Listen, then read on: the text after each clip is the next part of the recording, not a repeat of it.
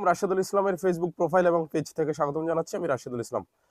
প্রিয় দর্শক, আপনারা জানেন যে গত কয়েকদিন থেকে বাংলাদেশের কয়েকটা অঞ্চল বন্যায় প্লাবিত হচ্ছে এবং ফেনী শহরে এই বন্যার পরিস্থিতি খুবই ভয়াবহ রূপ ধারণ করেছে।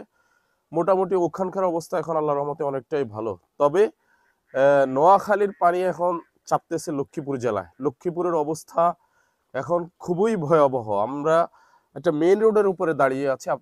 আপনারা দেখতে পাচ্ছেন যে আমাদের চারদিকে পানি, চারদিকে পানি। আমরা মেইন রোডের উপরে দাঁড়িয়ে আছি। তো আফসোসের বিষয় হচ্ছে, আমরা দেখেছি যে ফেনীতে সকল শ্রেণীর লোকেরা সেখানে ত্রাণ দেওয়ার জন্য চেষ্টা গিয়েছে। সবাই সবার সামর্থ্য অনুযায়ী চেষ্টা করেছে, ত্রাণ দেওয়ার জন্য চেষ্টা করেছে।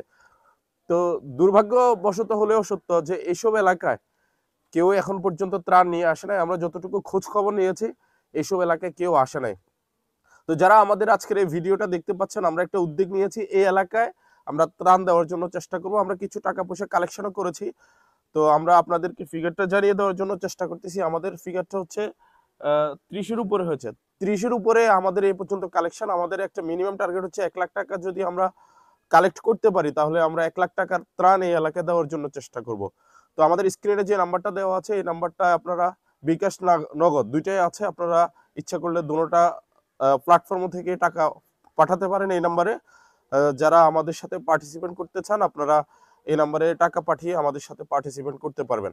আরেকটা কথা বলি, আপনারা দূর দূরান্ত থেকে অনেকে ত্রাণ নিয়ে আসেন। আমরা দেখেছি যে আপনারা মেইন রোডের মধ্যে ত্রাণগুলো দিয়ে চলে যান। মেইন রোডের পাশাপাশি যে এলাকাগুলো আছে, ওই এলাকাগুলোতে আপনারা ত্রাণ দিয়ে চলে যান। ভিতরে প্রত্যন্ত অঞ্চলে আপনারা ঢুকেন না। ভাই, একটু চিন্তা করেন, আপনি শত শত কিলোমিটার পাড়ি দিয়ে এখানে আসেন, আর 2-1 কিলোমিটার যদি আপনি একটু হেঁটে যান বা একটু কষ্ট করে ভিতরে যান, তাহলে ভিতরের মানুষগুলো ত্রাণগুলো পায়। যারা মেইন রোডের পাশে আছে তারা কিন্তু একবারের জায়গায় 4বার 5বার পর্যন্ত ত্রাণ পায়, কিন্তু ভিতরে যারা আছে তারা কিন্তু একবারও পায় না। এটাও কিন্তু এক ধরনের বৈষম্য হয়ে যাচ্ছে।